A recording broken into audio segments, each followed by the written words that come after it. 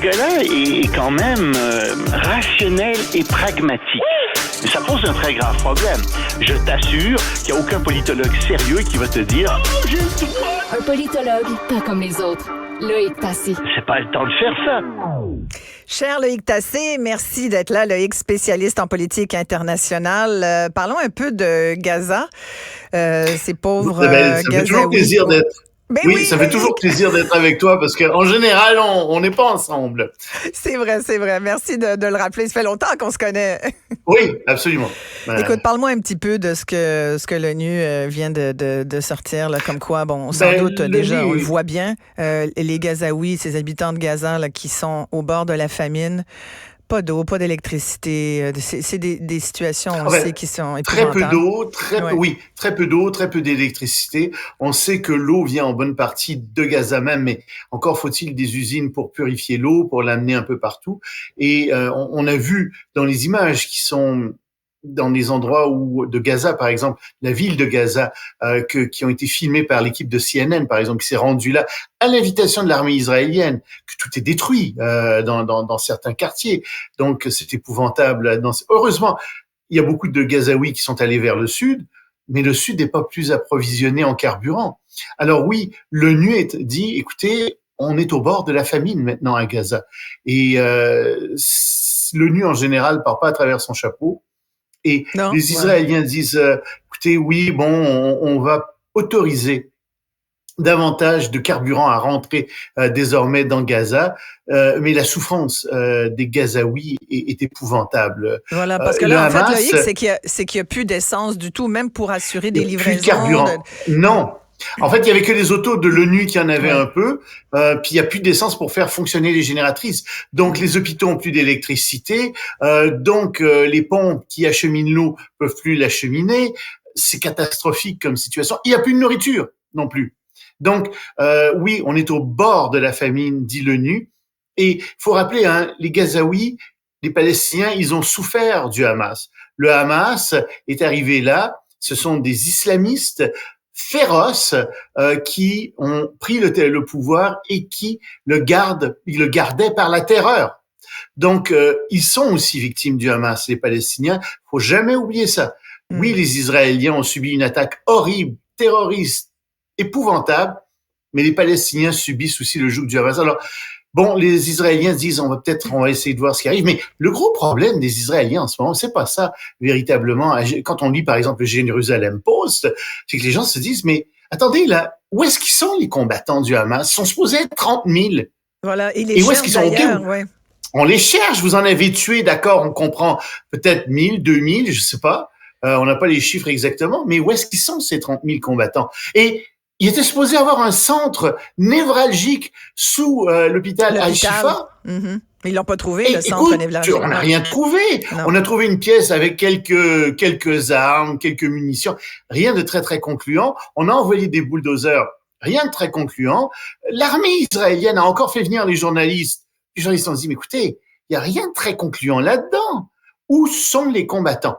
Alors, mais en attendant, à l'hôpital, j'entendais justement dans divers reportages là-bas de correspondants que à cause de ça, dans l'hôpital, il n'y a plus d'électricité du tout et que les opérations ont lieu, on le savait, sans anesthésie et à la lumière des iPhones, des cellulaires, des chirurgiens. Et pour combien de temps?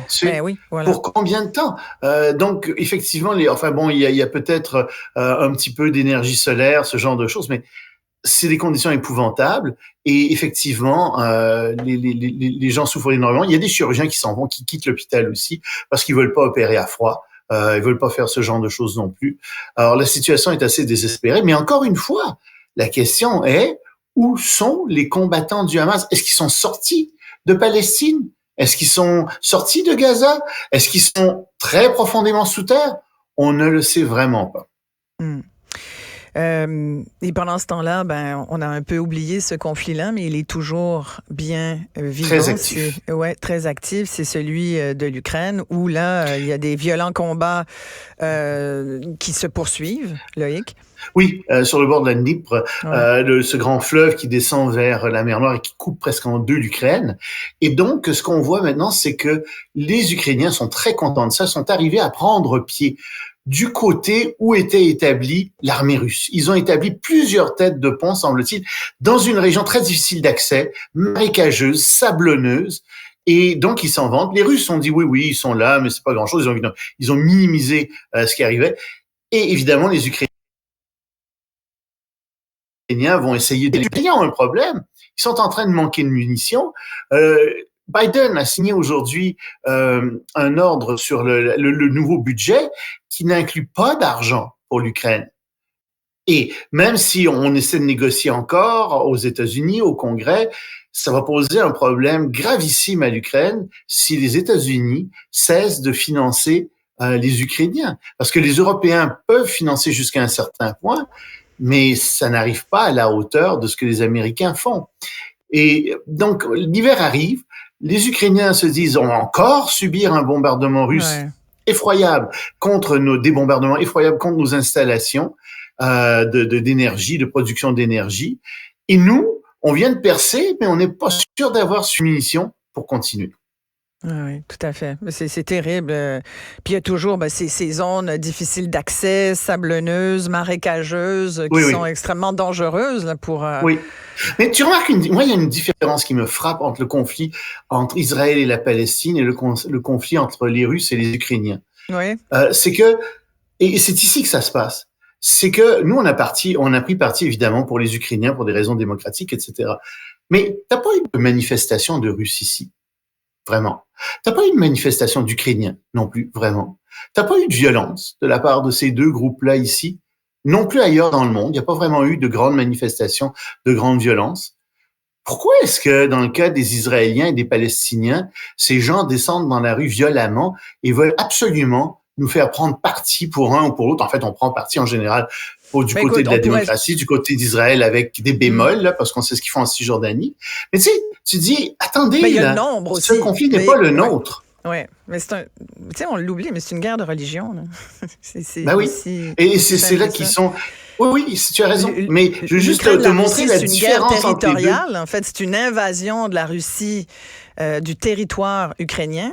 Mais on pourrait remonter, mais il y a aussi le nombre. Tu dis pourquoi il n'y a pas eu de manifestation autant ici? J'ai l'impression que le nombre il y a aussi énormément d'Ukrainiens ici. Il y a énormément d'Ukrainiens au Canada. Il y en a des millions.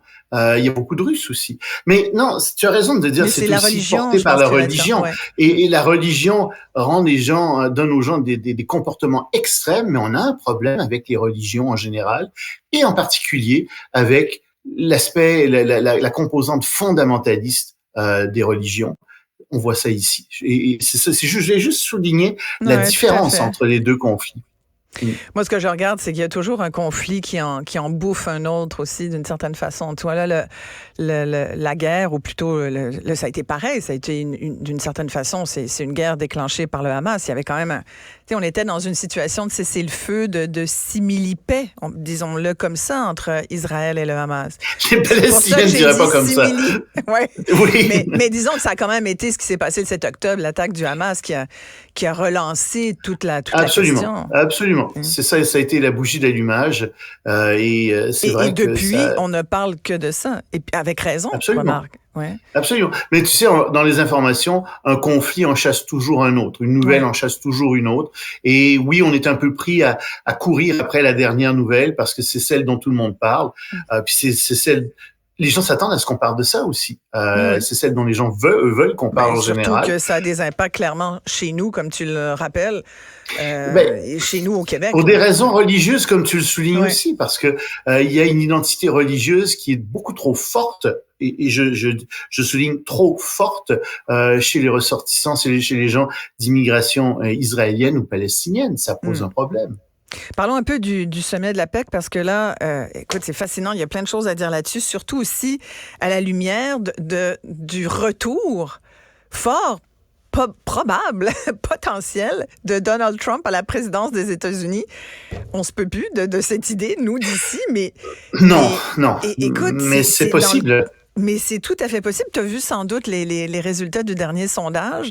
Et il y a comme un fort pourcentage d'Américains, d'ailleurs, qui considèrent que Donald Trump serait le meilleur président d'un point de vue économique. Puis on sait qu'aujourd'hui, c'est quand même ça que les gens... Oui, il a fait faillite 3 fois dans sa vie. Mais attends, il est poursuivi pour fraude. Le gars, il est poursuivi pour fraude.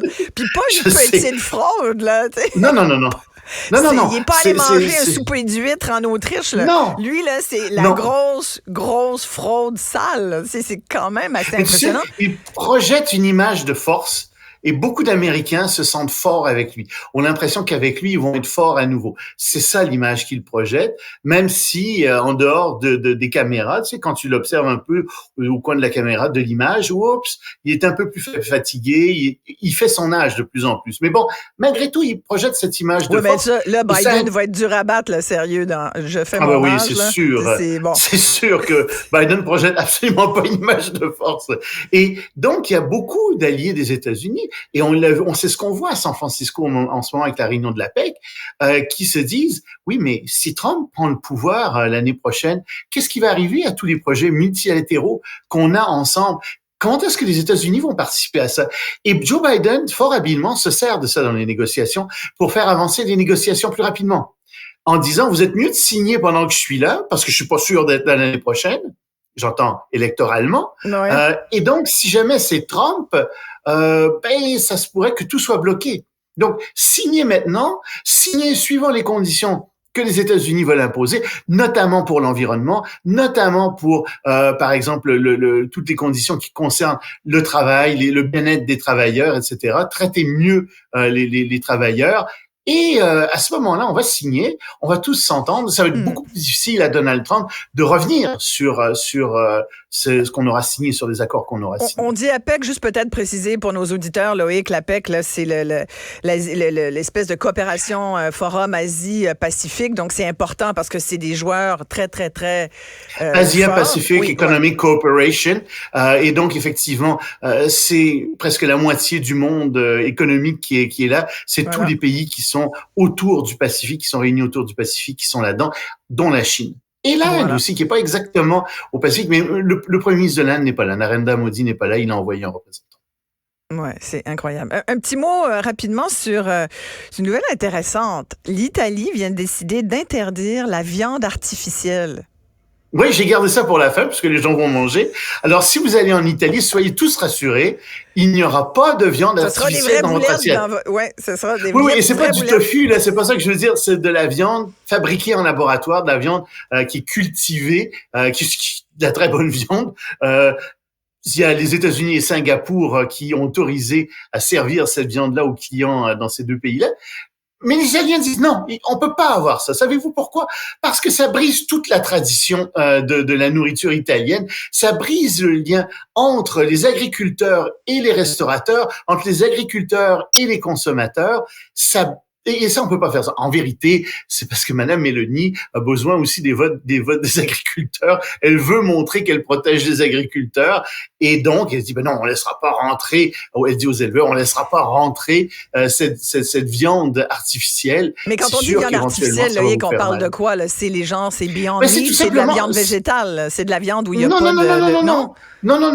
Ça, c'est autre chose. Ça, c'est permis. Mais c'est quoi de la viande artificielle? C'est un steak qui est fait en laboratoire à partir de cellules de bœuf, tout simplement. Tu le mets dans un grand bécher, puis tu le bécher et il va grandir. Tu vas le nourrir, puis éventuellement ça va te faire, je sais pas moi, ça va te faire une côte de bœuf, ça va te faire un gigot, et ça goûte le bœuf, ça goûte exactement ça. Mais il y a personne qui veut ça. Il y a personne qui veut ça. C'est beaucoup trop cher en ce moment. Les hamburgers qui sont faits avec ça sont à $200 le hamburger, c'est trop cher. Mais éventuellement, ça va baisser de prix et ça se pourrait qu'un jour, dans quelques années, cette viande artificielle soit moins chère que la viande réelle. Et il y a beaucoup de gens qui veulent ça. Je t'arrête, Isabelle, là-dessus. Tous les gens qui sont pour la protection des animaux vont te dire, mais c'est très bien. On n'aura plus à faire de boucherie. On n'aura plus besoin de tuer des animaux. Ce sera beaucoup mieux comme ça. Mais moi, j'ai la solution. On pourra manger de la viande avec... Pardon? Moi, je lis la solution. Ben moi, je lis la solution. La solution, c'est de ne plus manger de viande, Loïc. Mais tu sais, tout le monde ne peut pas faire ça. Moi, je ne mange plus de viande. Et je ne m'emporte que mieux. Tu sais, moi, je mange beaucoup moins de viande aussi. Je suis pas... j'en mange quand même, mais tu sais, c'est vrai, j'en mange beaucoup moins. Mais il y a des gens qui peuvent pas se passer de viande. Et il y a des études qui ont été faites là-dessus qui semblent montrer que c'est une question de gène. Il y a des gens qui arrivent à se passer de protéines animales très facilement. Toi, moi, semble-t-il aussi. Mais il y en a d'autres qui ont besoin d'un steak à un moment donné. Et vraiment, ils se sentent mal, ils tombent malades s'ils n'ont pas de viande. Alors, c'est beaucoup plus compliqué que ce qu'on pense, cette histoire-là. Moi, on pourrait tellement en débattre longtemps, puis c'est un sujet fascinant d'ailleurs. Oui. Malheureusement, on a presque plus le temps, mais là-dessus, je pense qu'on peut, l'humain montre qu'il peut s'adapter à tout. Ça fait des millénaires qu'on s'adapte. Donc, je pense qu'on est capable. Ce qui est certain, c'est qu'on mange trop de viande. Tu peux en manger moins. Je pense qu'il faut en manger moins. C'est ça. La viande est quand même, on pourrait parler de protection de l'environnement plus largement, mais en tout cas, c'est intéressant. Puis en Amérique, on a des portions aussi qui sont gigantesques. Ben oui, quand tu voyages ailleurs dans le monde, tu vois que les portions de viande sont beaucoup plus petites et c'est probablement meilleur pour la santé. Puis choisissons des viandes qui sont peut-être plus. Il y en a qui sont qui sont meilleures pour la santé. La dinde, entre autres. Tu connais la pub du Québec? Oui, du dindon. C'est très bon. C'est très, très bon. Absolument. Hey, Loïc Tassé, merci beaucoup. Merci à toi, Loïc. À bientôt. Au revoir.